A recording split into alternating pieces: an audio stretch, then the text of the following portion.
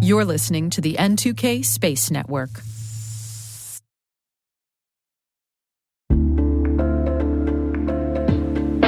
And now, a word from our sponsor, ThreatLocker, the powerful zero-trust enterprise solution that stops ransomware in its tracks. Allow Listing is a deny-by-default software that makes application control simple and fast. Ring fencing is an application containment strategy, ensuring apps can only access the files, registry keys, network resources, and other applications they truly need to function.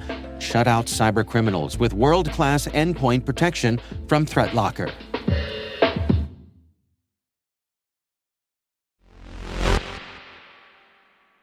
Today is July the 23rd, 2025.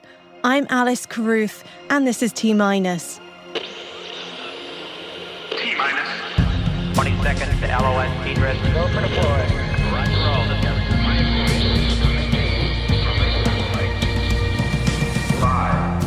Earth-Fire Alliance released the first wildfire images captured by Firesat proto-flight satellite. 4. Black Sky has won a contract to provide monitoring services for Latin American defense and intelligence customers in the fight against transnational organized crime. 3. New Zealand has passed legislation to regulate the use of ground-based space infrastructure following concerns about foreign actors using it to harm national security. 2. The FAA postponed the SpaceX Falcon 9 Tracer's launch on Tuesday due to a regional power outage. 1. A SpaceX Falcon 9 rocket launched 2 new SES O3b mPOWER satellites to medium Earth orbit.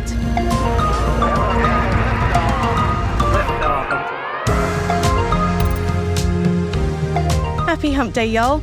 Thanks for sticking with me this week while Maria is on vacation. You can voice your complaints about the strange British accent to space@n2k.com. You'll get me, but the option is there.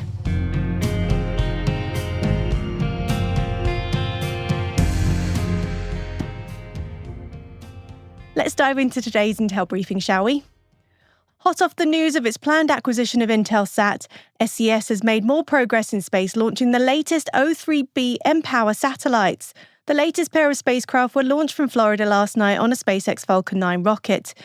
SES says these 2 new satellites enhance global coverage and bring incremental capacity to scale up services provided by SES's second-generation medium Earth orbit system. The satellites incorporate software-defined, digitally formed beams hardened for military-grade use, featuring resiliency against jamming, interception and interruption. This positions O3b mPOWER satellites as a key player in digital infra defense, supporting NATO, US and allied government operations, secure mobility and strategic connectivity. The 2 new satellites launched will join the 8 O3b mPOWER spacecraft already in operation. The remaining 3 O3b mPOWER satellites are currently being manufactured and are scheduled for launch in 2026. The additional satellites will bring up the threshold increase in availability capacity by 2027, when the entire O3b mPOWER constellation is fully deployed. NASA's Tracer's mission, along with other payloads, were due to lift off yesterday on a SpaceX Falcon 9 from Vandenberg Space Force Base, but the launch was scrubbed last minute due to airspace issues. In a statement to Spaceflight Now, the FAA said a power issue was to blame for the scrub. An FAA spokesperson said a regional power outage in the Santa Barbara area disrupted telecommunications at the Los Angeles Air Route Traffic Control Center, which manages air traffic over the Pacific Ocean. As a result, the FAA postponed the SpaceX Falcon 9 Tracer's launch on Tuesday, July the 22nd. The FAA took this action to ensure the safety of the travelling public. SpaceX has rescheduled the launch for today, around the same time as us publishing. We will bring you more on that launch after it happens. Over to New Zealand now, and the government has passed legislation to regulate the use of ground-based space infrastructure following concerns about foreign actors using it to harm national security. Space Minister Judith Collins said in a statement that the Outer Space High Altitude Activities Amendment Bill would take effect on July the 29th, and from then, ground-based space infrastructure such as satellite tracking stations and telemetry systems would be subject to oversight and safeguards. Collins said that ground-based infrastructure in New Zealand plays a vital role in supporting global satellite operations and space activities, but without regulation, it can also pose risks to national security and other national interests. Under the new law, anyone operating ground-based space infrastructure will need to confirm with the government that they have appropriate security arrangements in place and due diligence systems to assess any partners. Earth observation company BlackSky has won a contract to provide monitoring services for Latin American defense and intelligence customers in the fight against transnational organized crime. The agreement gives the unnamed end users the ability to set up AI-enabled automated tasking for BlackSky's Gen 3 and Gen 2 satellites, access to BlackSky archiving imagery and analytics data, plus the ability to order third-party commercial constellation data through the company's tasking and analytics platform. Brian O'Toole, BlackSky's CEO, added that by increasing the speed, volume and diversity of space-based data sources, end users gain persistent visibility into pattern-of-life anomalies such as irregular migration or vehicle, vessel and aircraft movements. Criminals beware, Big Brother is watching. The global non-profit coalition Earth-Fire Alliance, in collaboration with Muon Space and Google Research, released the first wildfire images captured by the FireSat Protoflight satellite. It's hoped that the images demonstrate the impact FireSat will have on communities and firefighters who protect them worldwide. Among the first images is a small fire in the US state of Oregon that was undetected by existing satellites. The image highlights the opportunity FireSat presents to deliver insights missed by other space-based systems. The satellite aims to help first responders identify more fires in their early stages, assess their potential impact, and act before fires escalate into public safety threats.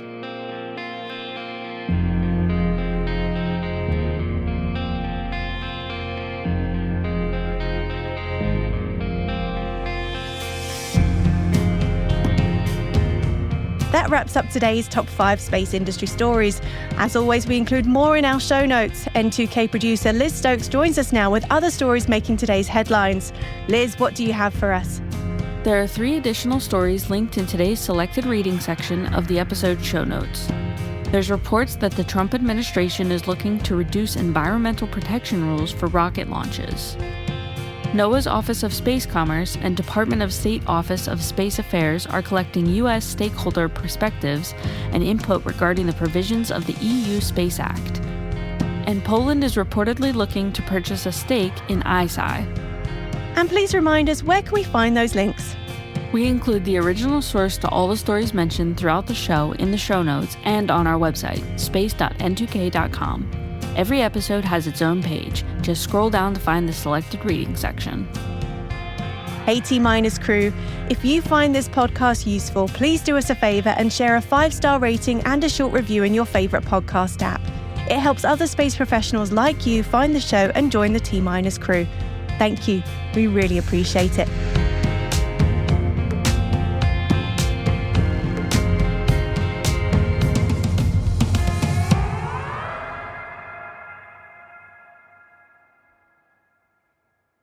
We'll be right back with more on NASA suits.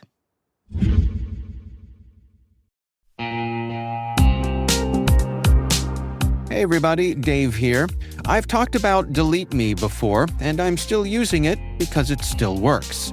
It's been a few months now, and I'm just as impressed today as I was when I signed up. Delete Me keeps finding and removing my personal information from data broker sites, and they keep me updated with detailed reports, so I know exactly what's been taken down. I'm genuinely relieved knowing my privacy isn't something I have to worry about every day. The Delete Me team handles everything. It's the set it and forget it peace of mind. And it's not just for individuals.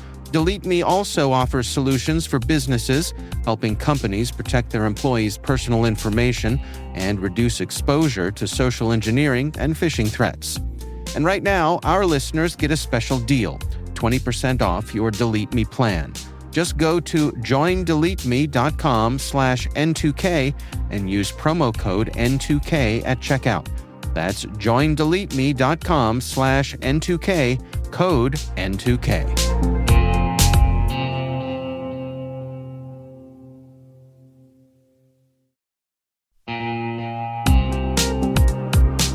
Bad actors don't break in, they log in. Attackers use stolen credentials in nearly 9 out of 10 data breaches, and once inside, they're after one thing: your data. Varonis's AI-powered data security platform secures your data at scale. Across LaaS, SaaS, and hybrid cloud environments, join thousands of organizations who trust Varonis to keep their data safe. Get a free data risk assessment at varonis.com.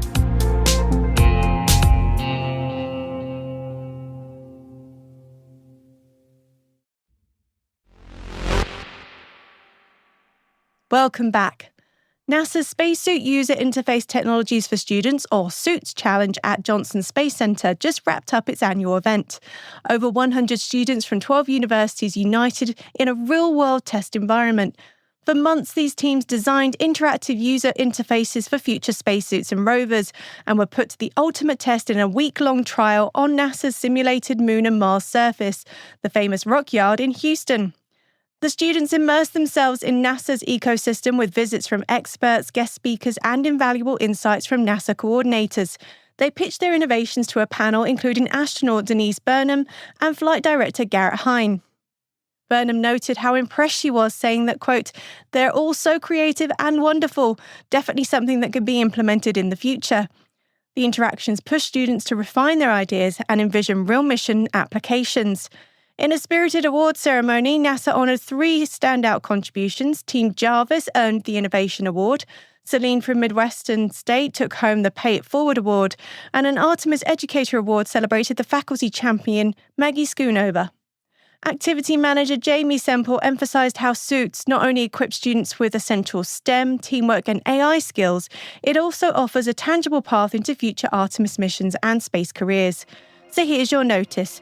Do you know a student that could benefit from this experience? Next year's challenge reopens this August, so dream big, design boldly, and get ready to explore.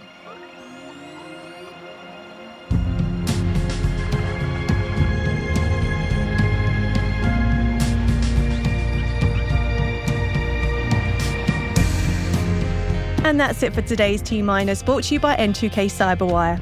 We'd love to know what you think of this podcast. Your feedback ensures we deliver the insights that keep you a step ahead in the rapidly changing space industry. We're conducting our annual audience survey to learn more about our listeners. We're collecting your insights until August the 31st of this year. Please see a link in our show notes. We're proud that N2K Cyberwire is part of the daily routine of the most influential leaders and operators in the public and private sector, from the Fortune 500 to many of the world's preeminent intelligence and law enforcement agencies. N2K helps space and cybersecurity professionals grow, learn, and stay informed. As the nexus for discovery and connection, we bring you the people, technology, and ideas shaping the future of secure innovation. Learn how at n2k.com. N2K's producer is Liz Stokes. We're mixed by Elliot Peltzman and Trey Hester, with original music by Elliot Peltzman. Our executive producer is Jennifer Ivan. Peter Kilpie is our publisher. Our host is Maria Valmazes, and I'm N2K senior producer Alice Carruth. Thanks for listening.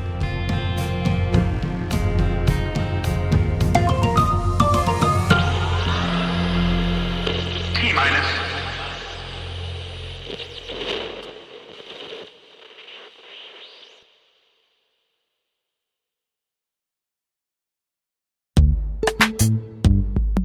CISOs and CIOs know machine identities now outnumber humans by more than 80-1. And without securing them, trust, uptime, outages, and compliance are at risk. CyberArk is leading the way with the only unified platform purpose-built to secure every machine identity, certificates, secrets, and workloads across all environments, all clouds, and all AI agents. Designed for scale, automation, and quantum readiness, CyberArk helps modern enterprises secure their machine future. Visit cyberark.com/machines to see how.